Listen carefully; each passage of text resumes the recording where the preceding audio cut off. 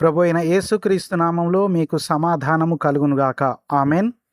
కీర్తనలు 118:8. మనుషులను నమ్ముకొనుట కంటే యెహోవాను ఆశ్రయించుట మేలు.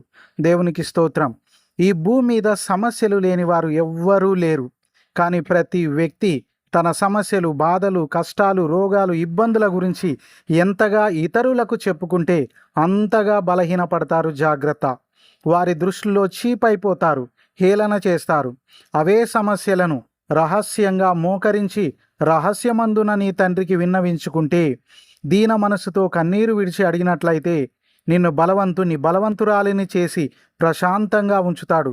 దరిద్రులైన పిల్లలారా, దినమంతయు మీ వైపు నా చేతులు చాపి ఉంచాను అంటున్నాడు దేవుడు. నీకు ఏమి జరిగిందో, ఏమి జరగబోతుందో సమస్తము ఆయనకు తెలుసు. నీవు ప్రతి దానిని దేవుని మీద ఆధారపడటం నేర్చుకో, మనుషులను కాదు. దేవునికి స్తోత్రం.